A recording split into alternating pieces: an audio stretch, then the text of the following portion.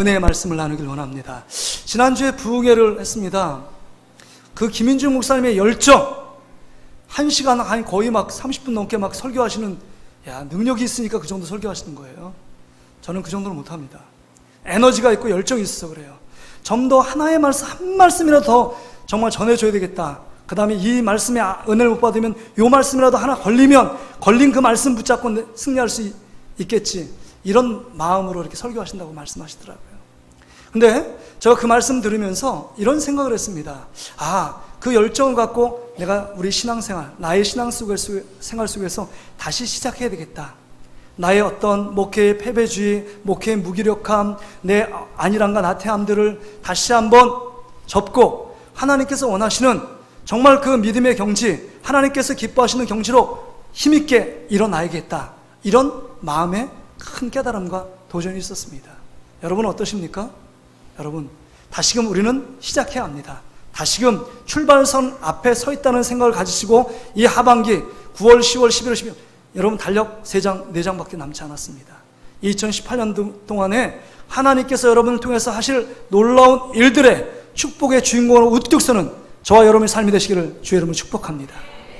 그런데 여러분, 우리가 하나님 앞에서 늘 다람쥐 쳇바퀴 도는 삶의 모습 패턴을 끊고 하나님께서 원하시는 믿음의 경지, 하나님이 기뻐하시는 삶, 하나님의 영광을 위한 삶, 정말 주님께서 원하시는 그 삶의 경지, 믿음의 성숙된 경지로 나아가기 원하는데 늘 우리의 발목을 잡는 장애물들이 있음을 봅니다. 여러분들의 장애물 뭐예요? 내가 정말 신실하게 하나님만을 섬기를 원하는데 지난주에도 결단했는데 이번 주 딱 돌아보면서 6일 동안의 삶을 돌아보며 어떤 것에 또 걸려서 어떤 장애물에 여러분 넘어져서 그런 삶을 살지 못하고 또 패배하며 또 낙심 가운데 왔다면 여러분 우리 안에 있는 장애물이 무엇이냐 하는 겁니다. 하나님이 기뻐하시는 차원 높은 믿음의 삶을 살아가길 원하시고 하나님의 자녀로서 영적인 기쁨과 자유함을 누리길 원하고 하나님의 자녀의 권세를 나타나길 원하는데 여전히 우리는 패배주의에 있어서 그것들을 뛰어넘지 못하는 장애물 앞에서 늘 포기하고 좌절하고 눈물 짓는 우리의 모습이 있다면 그 장애물이 무엇이냐 하는 것입니다. 이 장애물을 걷어내지 않고서는, 이 장애물을 건너지 않고서는 늘 우리는 똑같은 삶의 패턴을 반복할 수밖에 없는 겁니다. 오늘 본문에 보면 이스라엘 백성 앞에도 큰 넘지 못하는 장애물이 있었습니다. 그 장애물이 뭘까요? 그 장애물이 요단강이었습니다. 여러분 그 지긋지긋한 40년 동안의 광야 생활이요 너무 힘듭니다. 그냥 2주 만에 가나안 땅에 들어가 약속의 땅인 가나안 땅에 들어갈 수 있는데 40년 동안 이 광야에서 방황을 한 겁니다.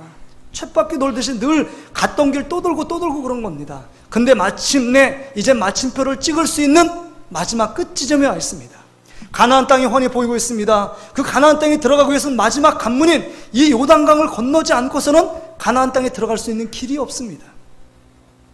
이 요단강은요 요단이라는 뜻이 내려가는 자라는 의미를 갖고 있습니다. 왜냐하면 여러분 그 레바논 헐몬산에서 그 눈이 녹으면 그 물이 쭉 흐르는데 그 물이 모이는 곳이 어디냐? 갈릴리 바다예요. 엄밀히 말해서 갈릴리 호수잖아요. 그 호수가 너무 커서 바다라고 칭합니다. 그 성경에 갈릴리 바다예요. 바다인데 쭉 내려와서 여러분 어디에 모이나요? 그 물이 사해로 모입니다. 그런데 이 갈릴리 바다의 고도와 사해 고도가 300m가 차이 납니다. 갈릴리 바다가 높은 거예요. 그러니까 이 갈릴리 바다에서 물이 계속적으로 높은 곳은 낮은 곳으로 흘러가는 거예요. 근데 이 요단강 동편과 서편에서 이 동편에서 이제 서편으로 넘어가면 이 갈릴리 땅, 젖과 꿀이 흐르는 약속의 땅에 들어갈 수 있는데 이 요단강 물이 지금 범람하고 있습니다. 근데 하나님이 참 이상해요. 이스라엘 백성들에게 이 장막을 넘을 때 여러분 지금 우기예요. 추수 때입니다. 그런데 여러분 요단강은 정말 건기 때는 그냥 폴짝 넘을 수 있는 2m, 3m예요. 안전합니다. 그냥 건너면 돼요. 그런데 이 우기 때, 추수 때는 여러분 강 폭이 얼마냐? 20m에서 30m입니다. 그리고 수영자라면 20m, 30m 갈 수 있죠? 그렇지 않습니다. 이 물줄기가 없냐? 시속 16km예요. 그러면 아무리 수영자라도 그냥 떠내려갑니다. 그럼 거기서 강을 건널 수 있는 사람은 인간은 아무도 없어요. 그런데 지금 이 강줄기가 범람하는 추수 시기에 그렇게 그때 하나님께서 명령합니다. 이 물을 건너라는 거예요. 여호와의 법궤를 메고 제사장들이 따라갈 때 너희 이스라엘 백성들, 어린 사람, 그 다음에 노약자를 비롯해서 모든 동물들도 건너가라고 말씀합니다. 무대책이에요. 하나님은 무대뽀의 하나님입니다. 왜냐하면 좀 시간을 좀 기다려서 건기 때 걸으면 좀 더 안전하고 편안하게 걸을 수도 있습니다. 아니면 배를 준비하거나 뗏목을 준비해서 정말 건널 수 있는 방법과 도구를 그 다음에 준비한 다음에 건너야 하는 것이 상식적이고 그 다음에 정말 이성적인 판단입니다. 그런데 지금 하나님은요, 가장 위험천만한 시기, 가장 정말 생명의 위협 앞에 놓인 이 어마어마한 정말 시퍼런 물이 인간의 생명을 삼키려는 이때 하나님께서 지금 이 요단강을 건너가라고 말씀합니다. 하나님이 바볼까요? 왜 지금 여기에서 이런 위험천만한 명령을 이스라엘 백성에 내리고 있을까 하는 것입니다. 결론부터 말씀드리면 지금 이 사건을 통해서 하나님이 누구신가를 여러분은 경험하라, 맛보라 라고 말씀합니다. 하나님은 안전할 때도 너희를 지키시는 하나님이지만 이 위험천만한 순간에도 이 위험한 문제, 아무런 문제가 되지 않는다는 거예요. 하나님의 손안에 하나님께서 해결하시면 이 위험한 것은 인간 편에 너무 위험한 것이지만 하나님 편에서는 아무것도 아니라는 것입니다. 그러기에 인간이 가장 정말 위험하고 가장 인간이 손길이 인간의 힘으로, 인간의 이성으로, 인간의 지혜로 할 수 없는 그 순간에 하나님이 도우셨다면, 그런 하나님을 경험했다면 우리가 편안할 때도 하나님을 도우심을 간구할 수 있지 않은가. 하나님이 그렇기 때문에 이 어마어마한 상황 가운데 지금 이스라엘 백성들을 건너게끔 만드시는 겁니다. 그렇습니다. 우리 앞에도 지금 요단강이 놓여 있습니다. 도저히 인간의 힘으로, 인간의 지혜로, 인간의 능력으로 해결할 수 없는 이 요단강이 우리 앞에 가로막혀 있습니다. 여러분은 넘어야 될 요단강은 무엇입니까? 늘 신앙의 다람쥐 쳇바퀴 돌게 만들고 믿음의 새로운 경지로 나가지 못하게 만들고 늘 죄악 가운데 허덕이게 만들고 하나님을 바라보지 못하게 만들고 영적인 깊이 있는 영적인 그 풍성한 삶을 누리지 못하게 만드는 여러분 앞에 놓여있는 요단강은 무엇입니까? 이 요단강을 제거하지 않으면 여러분의 더 큰 문제가 찾아올 수밖에 없다는 것입니다. 근데 여러분 기억할 것은, 여러분 한번 따라합시다. 문제는 답이 있다. 여러분 문제를 출제하는 자들에게 반드시 답이 있어요. 여러분 우리 학생들이 아무리 중간고사, 기말고사 어려운 문제를 선생님이 출제하더라도 반드시 답을 갖고 출제합니다. 답을 갖고 출제해요. 우리 인간적으로 볼 때는 이 문제가 너무 정말 난관이고 되게 어렵고 정말 해결할 수 없는 문제처럼 보이지만 반드시 그 안엔 답이 있습니다. 답은 하나님 안에 있는 줄 믿습니다. 하나님과 하나님의 말씀을 보지 않기 때문에 답이 숨겨져 있습니다. 답을 찾지 못해요. 그러다 보니까 인간적인 방법으로 해결하려고 합니다. 그러니까 실패가 돼요. 낙심이 됩니다. 절망이 되는 것입니다.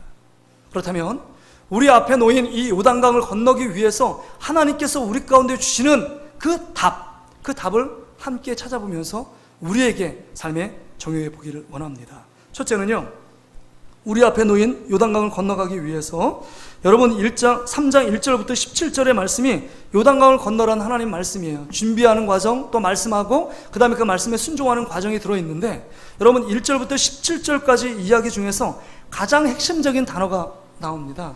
계속적으로 반복되는 단어, 언약궤라는 단어인데 언약궤보다 더 정확한 말씀은 언약궤를 메고 가라는 거예요.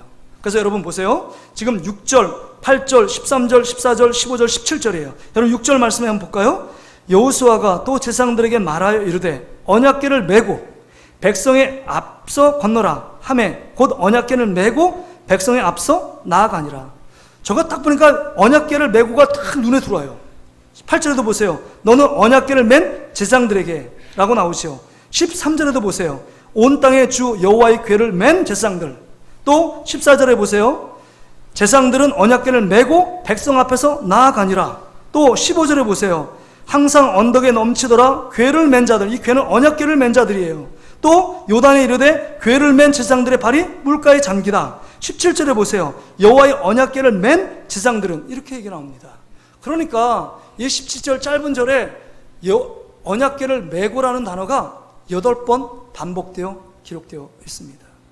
여러분 언약궤가 뭐예요? 언약궤? 하나님의 임재를 상징합니다. 따라합시다. 언약궤는 하나님의 임재를 상징합니다. 그러니까 언약궤가 하나님의 임재를 상징해요. 하나님이 그 언약궤를 보면서 하나님이 너희와 함께 있다라는 겁니다. 그래서 이스라엘 모든 공동체는 언약궤 중심으로 살아갔습니다. 그래서 사방의 세계 지파 12지파가 언약궤가 움직이면, 여호와의 법궤가 움직이면 동네에서 서로 움직이는 거예요. 그러니까 그들의 삶과 그 삶의 신앙의 중심은 언약궤 중심으로 되어 있었습니다. 근데 여러분, 이 언약궤 안에 뭐가 들어있죠? 세 가지 물건이 들어있습니다. 첫째는 여러분, 십계명 두 돌판이 들어있고, 또요 아론의 상난지팡이, 또요 만나 항아리. 광야 생활 가운데 하나님께서 율법을 주시고 만나 항아리를 통해서 먹이고 입히셨던 하나님의 기적, 하나님이 그들과 함께 하셨던 그 기적을 지금 이 언약궤를 통하여 담겨 놓았던 것입니다. 그런 말은 뭐냐? 이 언약궤를 매라는 얘기는 하나님이 우리와 함께 하신다는 사실을 너희는 늘 잊지 말고 까먹지 말고 그 믿음 가운데 행하라는 겁니다. 아무리 요단강 시퍼런 강물이 우리의 생명을 삼킬 것처럼 우리를 달려들지라도 우리와 함께 하시는 언약궤를 메고 나가면 하나님이 너희 인생 책임져 준다는 겁니다. 할렐루야. 근데 우리의 문제는, 진짜 우리의 문제는 우리 앞에 직면한 가정의 문제, 자녀의 문제, 물질의 문제, 또 여러 가지 상황, 그 다음에 여러 가지 직장 속에 여러 가지 얽힌 관계의 문제, 그런 문제가 진짜 문제가 아니라 진짜 치명적인 문제는 우리와 함께 계시는 그 하나님을 잊어버리고 그 함께 하신 하나님을 바라보지 못하는 게 치명적인 문제입니다. 해결할 수 있는 힘이 없는 거예요. 우리가 이 요단강을 만났을 때 내가 지금 언약궤를 메고 가고 있는 장가, 언약궤를 다 저쪽에 그냥 패대기 쳐놓고 그냥 나 혼자 떠나는 사람인가? 우린 자신을 늘 점검해야 합니다. 여호와의 언약궤를 메고 나가면 하나님께서 우리의 삶을 책임져 주실 줄 믿습니다. 요단강을 가르고 마른 땅처럼 하나님께 걷게 하시는 놀라운 기적을 우리 삶 가운데 펼쳐지게 할 줄 믿습니다. 여러분, 언약궤를 메고 있는지를 보아야 돼요. 형상인 언약궤, 이 언약궤, 하나님이 함께 하시는 이 언약궤를 매지 않고 가기 때문에 이 위험한 세상, 이 삭막한 세상 가운데 늘 우리는 실패하고 그 다음에 절망하는 것입니다. 우리는 안 돼요. 우리의 힘으로요 죄악을 이길 수 있습니까? 우리의 힘으로 우리의 성격 하나 고칠 수 있을까요? 잘 안 된다는 건 우리는 여러분 삶의 실존에서 느끼고 경험하잖아요. 그러게 여러분, 하나님께서 아무리 위험천만한 요단강 앞에 우리를 인도할지라도 여호와의 언약궤를 메고 가게 하면 하나님께서 반드시 하나님의 놀라운 기적을 베풀어 주실 줄 믿습니다. 여러분, 아까 언약궤가 뭘 상징한다 그랬죠? 하나님의 임재를 상징해요. 그럼 제사장들이 언약궤를 메고 갔어요. 쉽게 말하면 하나님을 동행하고 하나님과 함께 지금 강물에 뛰어들고 있습니다. 그럼 하나님이 죽는 하나님이에요? 강물에 묻히는 하나님입니까? 강물에서 도저히 해결할 수 없어서 그 가운데서 그냥 함몰되는 하나님이십니까? 아니죠. 하나님은 죽을 수 없어요. 이 우주 만물을 창조하신 분은, 전지전능하신 분이 우리의 하나님인 줄 믿습니다. 그 하나님이 언약궤를 메고 가는 제사장들과 모든 이스라엘 백성, 언약궤를 바라보고 나가는 이스라엘 백성 가운데 홍해를 가르시고 요단강을 가르신 하나님처럼 우리의 삶의 어려움과 우리의 삶의 문제를 가르시고 해결해 주실 줄 믿습니다. 여러분, 언약궤를 메고 있지 않기 때문이에요. 나의 문제, 우리 성도들의 문제는 언약궤를 집에 두고 그 다음 어디다 그냥 방치해 놓고 그 언약궤를 메지 않고 내 힘으로 인생을 허걱지겁 살아가기 때문에 문제가 생기는 것입니다.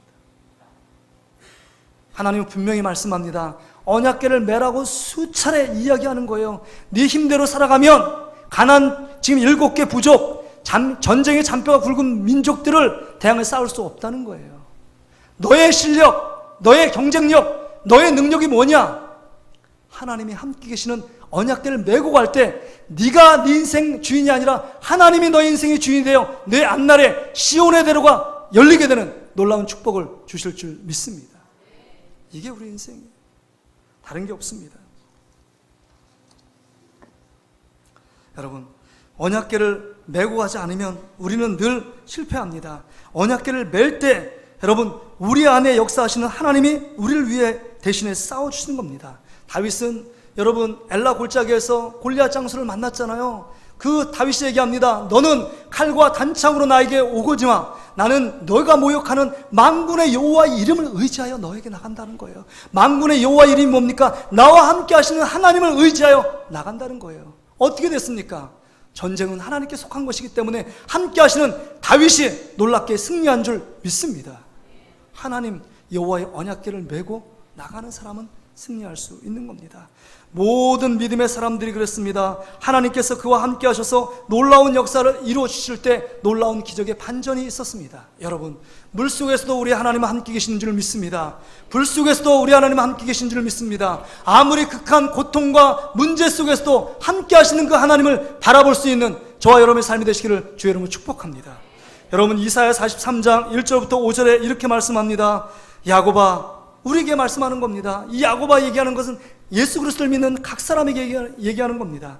야곱아, 너를 창조하신 여호와께서 지금 말씀하시느니라. 이스라엘아, 너를 지으신 이가 말씀하시느니라. 너는 두려워하지 말라. 내가 너를 구속하였고 내가 너를 지명하여 불렀나니 너는 내 것이라. 내가 물속으로 지날 때 내가 너와 함께 할 것이라.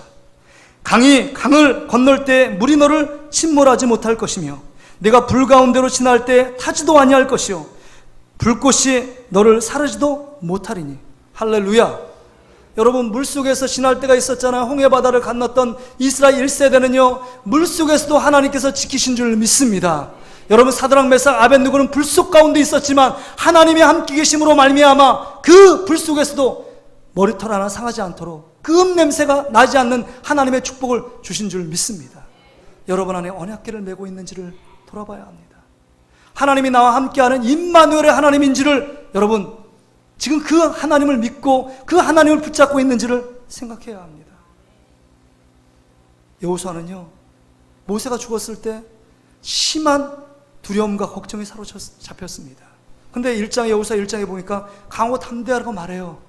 강하고 담대하라. 네가 싸우는 게 아니라 내가 싸우는 거야. 내가 너와 함께 한다고 그랬지 않니? 라고 말씀합니다. 하나님이 함께 하시는 증거를 여러분 이 여호수아 1장부터 24장까지 태양을 하루 동안 멈추게 하는 놀라운 기적을 통해서 내가 너와 함께하고 내가 너를 통해서 일하시는 하나님을 보여주고 있는 파노라마같이 보여주고 있는 현장이 여호수아의 말씀이에요.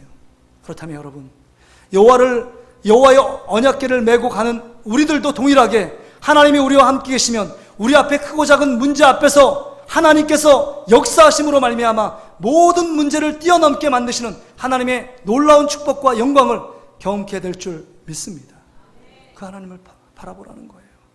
이사야 43장 여기 3절부터 보니까 대저 나는 여호와 내 하나님이요 이스라엘의 거룩한 이요 내 구원자임이라. 내가 애굽을 너의 속량물로 구스와 수바를 너를 대신하여 주었노라. 네가 내 눈에 보배롭고 존귀하며 내가 너를 사랑하였은즉 내가 내 대신 사람들을 내어주며 백성들이 내 생명을 대신하리니 두려워하지 말라. 내가 너와 함께 있어 내 자손을 동쪽에서부터 오게 하며 서쪽에서부터 너를 모을 것이며. 할렐루야. 하나님은요 우리를 한 번도 떠난 적이 없어요. 우리가 하나님을 떠나고 하나님을 생각지 않고 하나님을 망각하며 하나님을 기억하지 못한 적은 있어도 하나님은 우리를 한 번도 떠난 적이 없어요. 마치 부모가요 여러분 자녀가 뭐 출가하고 군대 가고 해외 유학 가고 떠나도 몸은 떠나 있지만 부모의 마음은 늘 자식 걱정에 늘 마르지 않습니다. 늘 자식 걱정이에요. 자식이 밥이나 먹었을까? 좋은 친구 만나고 있을까? 지금 사업한다는데 사업이 잘 되고 있을까? 그래요. 저희 어머님이 늘 전화 오십니다. 아유 목회 어떻게 잘하고 있어? 힘들게 하는 분은 없어? 아유 힘들게 하면서 하나도 없습니다. 맨날 걱정하세요. 비가 왔는데 전화 온 거예요. 비 뭐 물 새는 곳 없니? 가봐라. 막 이런 얘기 하시는 거예요. 자식 걱정이에요. 자신이 하는 일의 걱정이에요. 여러분, 하나님 아버지는 우리 걱정하고 계신 줄 믿습니다. 그 하나님이 우리를 붙들고 계신 줄 믿습니다. 우리를 불 가운데서 물 가운데서 지키시고 보호하시는 분이 누구냐? 하나님 아버지인 줄 믿습니다. 인간의 보호자 부모는요 한계가 있기 때문에 자식을 어느 정도 보호할 수 있지만 완전하게 보호할 수는 없어요. 그러나 완전한 보호자 되신 하나님께서 우리 자녀를 보호해 주시면 그 인생 하나님께서 책임져 주실 줄 믿습니다. 그 하나님이 우리 하나님이에요.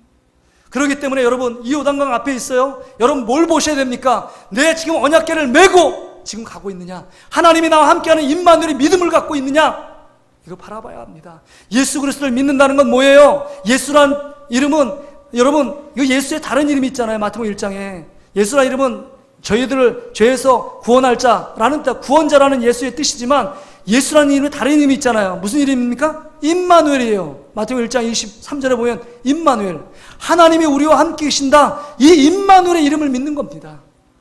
예수 그리스도를 믿으면 우리 안에 성령님이 오셔서 우리와 함께 하시고 끝까지 죽는 그 순간까지 우리와 함께 하시고 동행하시며 우리 삶을 지키시는 하나님인 줄 믿습니다. 이 하나님을 바라보면 힘이 생겨요. 이 하나님을 붙잡으면 용기가 생깁니다. 이 하나님을 붙잡으면 두려움이 사라지는 줄 믿습니다. 여러분을 얽어매고 힘들게 만드는 요단강물이 여러분 앞에 놓여 있습니까? 포기하고 좌절하지 마세요. 언약궤를 메고 가면 하나님께서 여러분의 인생을 책임져 주실 줄 믿습니다. 임마누엘의 하나님을 기억하는 여러분 되시길 바랍니다. 옆 사람하고 한번 고백할까요? 하나님이 당신과 함께 계십니다. 그렇기 때문에 두려워하지 말아야 돼요. 여러분 두 번째 말씀을 볼 것은 요단강물이 이렇게 문제 앞에 놓일 것을 하나님이 허락하시는 이유가 뭐냐? 여러분 지금 여러분 출애굽하고 있는데 지금 가나안 땅을 바라보고 있습니다. 지금 여기 이스라엘 백성은 출애굽 2세대예요. 2세대. 그러면 요단강물 앞에 있는 세대가 홍해를 갈른 세대와 동일한 세대입니까? 다른 세대입니까? 다른 세대예요. 홍해를 갈랐던 그 경험, 하나님이 경험한 사람은 딱 둘밖에 없어요. 여호수아와 갈렙밖에 없습니다. 믿음의 사람. 그 나머지들은 지금 하나님께서 홍해를 가르고 바다를 육지처럼 건너게 하시는 놀라운 기적을 체험한 적이 없습니다. 그렇기 때문에 지금 이 요단 앞에 놓아서 가나안 땅이라는 새로운 시대를 앞서서 하나님이 그들의 하나님을 보여주기 위해서 요단강을, 이 시퍼런 물이 흐르는 요단강물을 굳이 가장 물이 범람한 시기를 택하여 하나님이 건너게 하시는 겁니다. 출애굽 1세대가 홍해를 건넜다면 출애굽 2세대는 하나님이 하시는 일들을 통하여 이 요단강물을 가르던 그 하나님을 경험시키기 위해서 지금 요단강물 앞에 서 있는 것입니다. 그렇다면 여러분 오늘 본문의 말씀 보세요. 7절에 우리 7절 말씀 한번 볼까요? 같이 한번 읽어보겠습니다. 시작. 여호와께서 여호수아에게 이르시되 내가 오늘부터 시작하여 너를 온 이스라엘의 목전에서 크게 하여 내가 모세와 함께 있었던 것 같이 너와 함께 있는 것을 그들이 알게 하리라. 두려워 떨고 있는 이 여호수아에게 하나님께서 여호수아 1장에 나타나서 내가 너와 함께 있을 거야. 모세가 위대한 일을 했지만 모세가 정말 하나님을 보고도 죽지 않고 하나님의 어마어마한 기적을 모세를 통해 행했지만 모세가 능력이 있어 그런 것이 아니라 내가 모세와 함께 있었기 때문에 그런 기적을 능력을 행한 거야. 그러면 너 두려워할 필요 없어. 지금 요단강물을 가르는 거 내가 너를 통하여 그 일들을 하겠다는 거예요. 과거의 모세의 하나님이 아니라 지금 너와 함께하는 여호수아의 하나님을 지금 이스라엘 백성이 너를 통하여 보게끔 해주겠다는 겁니다. 지금 초창기의 리더십을 세우겠다는 겁니다. 너를 두려워하게 만들고 너를 하나님처럼 섬기게끔 만들어주겠다는 겁니다. 그러기에 모세의 하나님이 아니라 여호수아의 하나님 되심을 이스라엘 백성들에게 알게 하기 위하여 이 요단물을 가르는 것입니다. 다시 말하면 요약하면 이것입니다. 이 이스라엘 백성이 이 여호수아의 말씀을 듣고 요단강물을 가를 때 그 하나님이 여호수아의 하나님만이 아니라 나의 하나님임을 경험하며 나가라는 겁니다. 인생의 요단강 물 주고 고통을 주고 아픔을 주고 인간이 해결할 수 없는 문제에 직면할 때 정말 인생의 딜레마가 무엇입니까? 모든 사람은 고통과 아픔, 두려움을 겪기를 원하지 않고 그것이 은근슬쩍 지나가기를 원해요. 나는 지나가도 다른 사람에게 임해도 괜찮지만 나에게는 그런 문제 오지 않기를 바랍니다. 그런데 인생의 딜레마가 뭔지 아세요? 신앙의 딜레마는 이 고난과 아픔이 있어야 그 안에 나의 하나님, 나를 만났던 하나님을 경험할 수 있다는 겁니다. 문제가 있을 때 그 안에 하나님의 기적이 있다는 겁니다. 문제가 있을 때 그것을 통하여 하나님을 깊이 만나는 축복의 통로를 경험할 수 있다는 겁니다. 문제가 없다면 아무런 기적도 없어요. 고난이 없다면 부활의 영광도 없다는 것입니다. 무릎 꿇고 하나님 앞에 무릎 아프게 정말 허리 창자가 끊어질도록 부르짖고 기도해야만 하나님의 응답이 있는 것처럼 여러분 고난은 가운데 하나님의 영광이 있고 문제의 깊은 바닥에 내려가면 내려갈수록 그 가운데 더 깊이 만나는 나의 하나님 되시는 하나님을 경험할 수 있다는 것입니다. 저희 짧은 인생 가운데서도 제가 고등학교를 휴학계를 내고 오토바이 사고 때문에 1년을 휴학할 때 정말 후배들하고 공부하는 게 참 힘들었어요. 그 사춘기 시절에 그런데 그 과정 속에 1년의 과정을 보내면서 제 교만함을 보게 됐습니다. 나는 내 실력 지금까지 떨어진 적이 없는데, 근데 하나를 꿇어보니까요, 정말 인간이 보잘것없더라고요. 그게 제가 17, 18살에 그걸 깨달았습니다. 또 재수하면서 내가 이 정도 대학은 갈 수 있겠지, 내 실력이 이 정도인데 라고 했는데, 그때 재수하면서 떨어지니까 하나님께서 재수의 기간을 통하여 하나님을 깊이 만나고 성령을 경험하니까 정말 인간이 경험할 수 없는 다른 차원이 있고 내가 예수 그리스도 은혜 안에 있다는 거 얼마나 귀한가를 깨닫게 됩니다. 문제를 직면하고 고통이 있으니까 그 가운데 하나님의 놀라운 영광의 꽃을 경험하고 또한 만나게 되는 겁니다. 여러분 안에 지금 요단강이라는 고통을 만나고 있습니까? 낭떠러지 가운데 여러분을 끝까지 낭떠러지해서 오늘 떨어질지 내일 떨어질지 모르는 풍전등화 같은 삶의 지금 상황 가운데 놓여 있는 분들이 있습니까? 근데 여러분, 그 낭떠러지 가운데 떨어지고 그 가운데 점점 다시 뒤로 물러설 곳이 없는 그 상황 가운데 있을지라도 문제가 더 심하면 심할수록 그 가운데 하나님의 놀라운, 함께 하시는 놀라운 기적, 축복의 능력, 또 하나님이 함께 계시는 나의 하나님, 멀리 계신 하나님, 누구의 하나님이 아니라 나의 하나님으로 경험되는 놀라운 역사가 있을 줄 믿습니다. 문제는요, 하나님을 깊이 만나는 통로예요. 사람이 참 영악합니다. 문제가 없으면 더 하나님 앞에 찬양하고 더 열심히 기도해야 되는데 우리는 그렇지 못해요. 영악해요. 문제가 있어야만 그때 와서 물에 빠진 사람이 지푸라기 잡는 심정으로 문제가 있을 때 하나님 앞에 더 엎드립니다. 하나님만 바라봅니다. 이제 세상을 바라보던 눈이 이제 하나님께 집중합니다. 왜요? 문제 앞에서 할 일이 없거든요. 이 방법 저 방법 다 써봤거든요. 근데 이 방법 저 방법 써왔지만 더 미궁에 빠지고 더 늪으로 빠져나가는 우리의 모습이에요. 그건 하나님이 붙들어서 끄집어내지 않으면 안 되는 겁니다. 하나님이 상상하지 못하고 듣지 못하고 깨닫지 못한 방법으로 우리를 인도해 가실 때만이 그 어려움에서 우리는 이기고 해결하는 하나님의 축복을 누릴 수 있어요. 그러게 여러분, 이 요단강물을 가르는 사건을 통해서 여호수아의 하나님이 그들의 하나님임을 지금 보여주고 있는 것입니다. 여러분, 이 문제를 통해서 여기 문제 앞에 서 있는 여러분들이 그 문제를 통해서 정말 멀리 있고 믿음 좋은 누구의 하나님이 아니라 뭐 장로님의 하나님, 권사님, 안수입사님의 하나님이 아니라 이제 나의 하나님, 나를 깊이 만나주셨고 나와 함께 하시고 이 문제의 구렁텅이 속에서 나를 건져주신 그 좋으신 하나님, 그 궁일마신 하나님, 나를 불쌍히 여기신 하나님, 나는 그 하나님을 분명히 믿고 그 하나님만 붙잡고 살겠다. 이게 요단강 물을 주신 하나님의 목적이에요.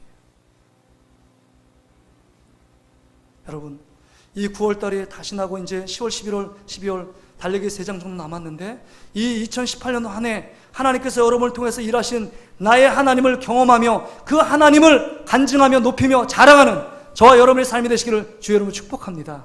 남의 간증만 듣지 말고 내가 나의 스토리, 나의 믿음의 스토리를 써나가고 나의 하나님께서 나와 함께 하셨고 그 문제 속에서 이 구렁텅이 속에서 도저히 해결할 수 없었는데 하나님이 나를 인도해 주셨고 그때 나를 만나 주셔서 내 영혼의 숨통이 터지게 하시는 그 하나님의 역사하심, 그것 때문에 내가 지금 살고 있어, 그것 때문에 내가 지금 여기 있잖아 라고 고백하는 놀라운 간증의 주인공, 축복의 주인공이 되시기를 주의 이름으로 축복합니다.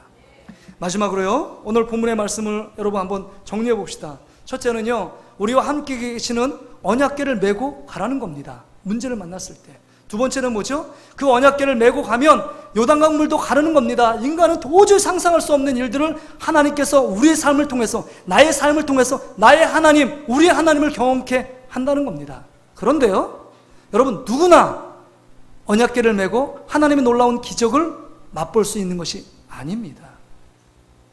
보세요. 우리 안에 대다수 이걸 경험하지 못하잖아요. 왜 나에게 요단강을 건널 수 있는 능력이 내 안에 없는가? 내가 하나님께 그렇게 기도하고 그렇게 신앙생활하는데 왜 나의 이 어려운 모습, 이것은 벗어날 수 없는가? 늘 다람쥐 쳇바퀴 도는 정말 제자리 걸음하는 나의 모습인가? 왜 그럴까요? 그 이유가 여러분 5절에 기록되어 있습니다. 우리 5절 말씀 볼까요? 5절, 우리 5절 말씀 같이 한번 읽어보겠습니다. 시작. 여호수아가 또 백성에 이르되 너희는 자신을 성결하게 하라. 여호와께서 내일 너희 가운데 기이한 일을 행하시리라. 지금 내일 기이한 일, 요단강 물을 가르는 놀라운 일이에요. 한 번도 육신의 옷을 입고 한 번도 경험하지 못한 하나님의 놀라운 기적을 맛보는데 여기서 너희들이 준비할 게 한 가지가 있다는 거예요. 너희 자신을 성결하게 하라는 거예요. 저를 보세요.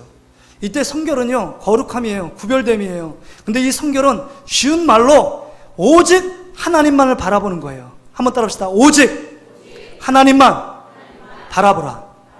여러분, 이 성결이라는 건 두 마음을 품으면 안 되는 거예요. 이제 세상의 나의 힘, 나의 세상의 유혹들, 그것들을 바라보며 내 마음이 다른 것으로 나눠져 있는데 그 나눠진 것들을 다 제거하고 불순물 제거하고 온전히 하나님만을 바라보는 것, 이게 성결입니다.